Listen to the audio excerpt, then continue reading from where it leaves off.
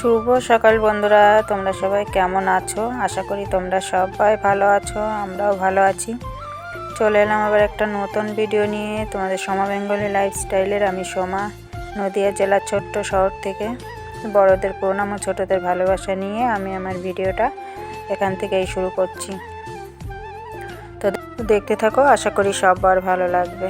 তো দেখো, সকালে কিন্তু উঠে আমার কাজকর্ম সবই হয়ে গেছে। সকালে রান্নাও করে নিয়েছি। তো এই কাজটা আরও আগে করার দরকার ছিল, কিন্তু করতে পারিনি, তো এখন করছি।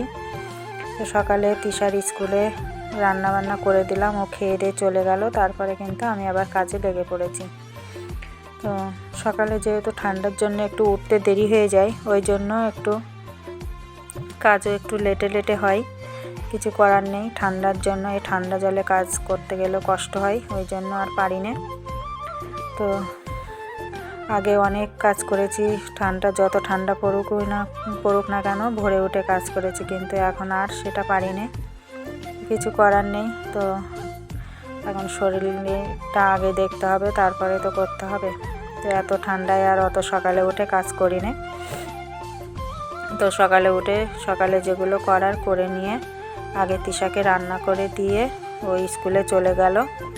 তো ও চলে যাওয়ার পরে তারপরে আমি আবার কাজে হাত দিই। তো দেখো, এই যে উনুনটা নেতা দেওয়ার দরকার ছিল, তো নেতাটা দিয়ে নিলাম। তো এবার ঘরের দিকে যাব। ঘরের বিছানাপত্র এখনও কিছু তোলা হয়নি। তো পিয়া তো তিশাকে স্কুলে দিয়ে ও সাইকেল নিয়ে আবার একটু কোথায় বেরিয়েছে একটু, তো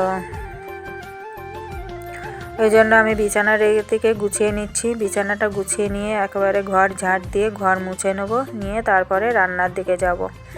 তার মধ্যে এখনও অনেকগুলো জামা কাপড় আছে। তো সেই আগের জামা কাপড় সেই দুদিন ধরে তুলে নিয়ে এসে রেখে দিয়েছি, সেই জামা কাপড়গুলো এখনও কোনোটাই ভাঁজ করা হয়নি। তো বিছানাটা গুছিয়ে নিয়ে জামা কাপড়গুলো ভাঁজ করে নেব, নিয়ে তারপরে আবার রান্নার দিকে যাব। তো আগে ঘরটা মুছে নেব, ঘরটা মুছে নিয়ে তারপরে যাব। আজকে বৃহস্পতিবার, ঘরটা তো মুছতেই হবে, তার জন্য আগে ঘরটা মুছে নেব, নিয়ে তারপরে রান্নার দিকে যাব। তো চলো ঝটপট কাজগুলো সেরে নিই, নয়তো আবার রান্নাও করতে হবে, তো দেরি হয়ে যাবে। সকালে শুধু তিশার রুটি করে দিয়েছি, আমাদের জন্য এখনও কোনো খাবার বানাইনি। তো ভাতটা বসিয়ে দিয়েছি, ভাতটা হোক ওদিকে, আর আমি এদিকে এইগুলো করে তারপরে রান্নাটা করে নেব।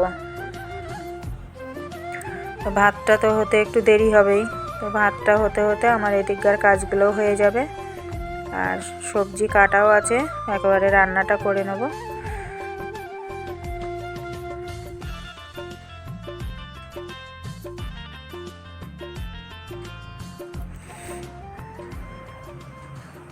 আর বিছানার তোষকটা তো নেই, তোষকটা তো ছাদে আছে। তো ছাদ থেকে এখনও যায় ওই যেখানে বাথরুম করে দিয়েছে ব্রুনো, এখনও শুকায়নি। তো কয়দিন তো রৌদ্র হচ্ছে না আবার ঠিক মতো, তার মধ্যে আবার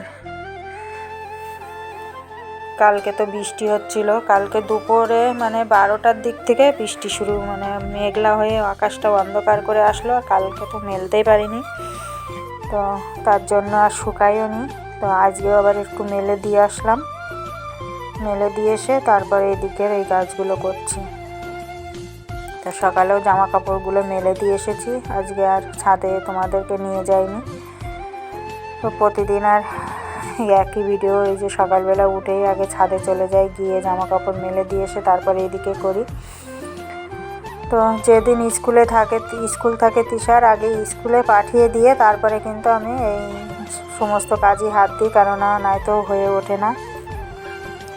সকালে যেটুকু করার সেটুকু করে নিয়ে আগে রান্নাটা বসিয়ে দিই, দিয়ে তারপরে ও বেরিয়ে গেলে তারপরে সমস্ত কাজে হাত দিই আবার।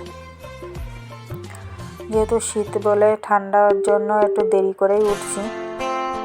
তো দেখো কতগুলো জামা কাপড় ভিজিয়ে আছে, তো এই জামা কাপড়গুলো সব গুছিয়ে নিয়ে একেবারে যেখানে রাখা রেখে দিয়ে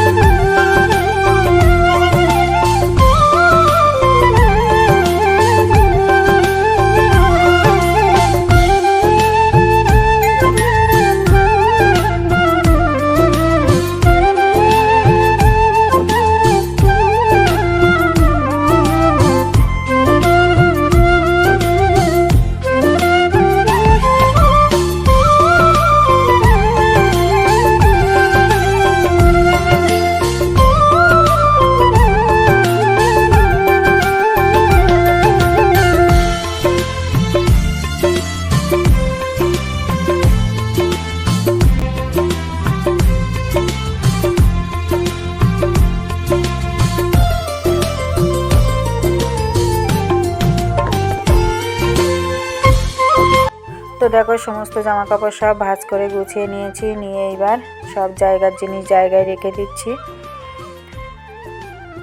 তো জায়গার জিনিস জায়গায় রেখে দিয়ে তারপরে ঘরটা মুছে নেব, আর বাইরেটা ওই উনুনের চার সাইডটা ভালো করে মুছে নেব জল দিয়ে দিয়ে তারপরে রান্না করব। তো দেখো চলে এসেছি রান্না করতে। তো এখানে করছি মিটুলি ভাজা, আর করব হচ্ছে পালং শাক ভাজা করব আজকে একটু, মানে ওর মধ্যে কোনো কিছু দেবো না পালং শাকের মধ্যে, এমনি শুধু ভাজা করব। এই দেখো ভাজা করে নিচ্ছি। তো পালং শাক ভাজা করলে এরকম না ভীষণই ভালো লাগে। একটু বড়ি দিয়েছি এর মধ্যে, এত সুন্দর হয়েছে, ভাবতেই পারিনি যে পালং শাক ভাজা করলে এতটা ভালো লাগবে। তো সুন্দর হয়েছিল খেতে। তো পালং শাক ভাজা আর কচুর তরকারি, মানে মান কচুর তরকারি, সেই আগে দিন দেখিয়েছিলাম না যে মান কচুটা মা পাঠিয়েছে, তো সেই মান কচুর তরকারিটাই করেছি। তো চলো দেখে নাও।